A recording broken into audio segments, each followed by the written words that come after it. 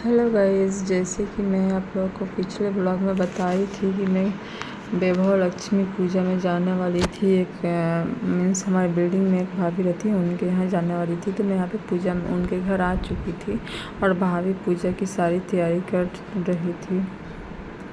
और एक चीज़ हुआ ना कि उस दिन ये पूजा में मैं फ़र्स्ट टाइम गई थी। ऐसे पूजा में ना ही मैं कभी की हूँ, ना ही कभी अटेंड भी की थी पूजा ये, तो मुझे उतना पता भी नहीं था। और मैं अपने दोनों बच्चों को भी लेके गई थी, और दोनों बच्चों को ले जाने का रीज़न ये भी था कि हस्बैंड नहीं थे, ड्यूटी गए हुए थे। तो ये दोनों मेरे जो बच्चे हैं इतने बड़े भी नहीं हैं कि मैं इन्हें छोड़ के जाती, छोटे छोटे हैं, तो इन्हें साथ में लेके जाना ही था मुझे जैसे भी हो। तो मैं वही लेके गई थी। तो बाबू तो बहुत परेशान किया, बाबू बैठ ही नहीं रहा था। और जितने लोगों की भीड़ हो रही थी इसमें सिर्फ लेडीज़ ही आई हुई थी। जितनी भीड़ हो रही थी ना, उतना ये परेशान किए जा रहा था। मुझे ठीक से पूजा में बैठने ही नहीं दिया।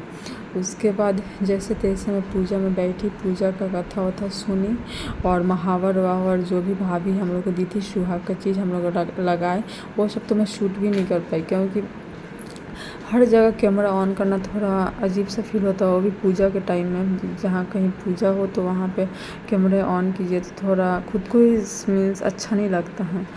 तो इसीलिए जितना हो सका मैं आप लोगों के लिए शूट की हूँ। और आप लोग ब्लॉग को पूरा देखिए बिना स्किप किए हुए, and like share and subscribe करना ना भूलिएगा, एंड कमेंट करके ज़रूर बताइएगा। जब लोग कमेंट कीजिएगा आप लोगों को किस तरह की वीडियो चाहिए।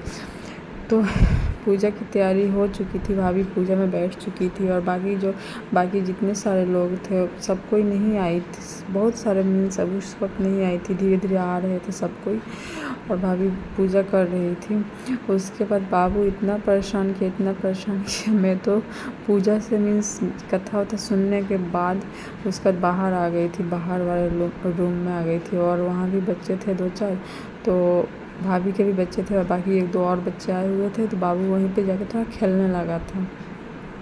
तो आप लोग ब्लॉग को पूरा देखिए बिना स्किप किए हुए। एंड कथा का मैं थोड़ा सा जो क्लिप है वो मीन्स वॉइस ओवर नहीं की हूँ, रियल है, तो आप लोग भी उसको एंजॉय कीजिए। आप लोग भी कथा थोड़ा सुन लीजिए। चलिए देखिए ब्लॉग को बिना स्किप किए हुए। Bye bye.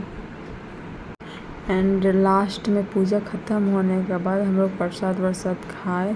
उसका जब घर आने के टाइम हुआ तो भाभी ने हमारे आंचल में सुहाग की चीज़ें दी, और एक कथा का बुक भी दी। तो आप लोग वीडियो को पूरा एंजॉय कीजिए। Bye bye.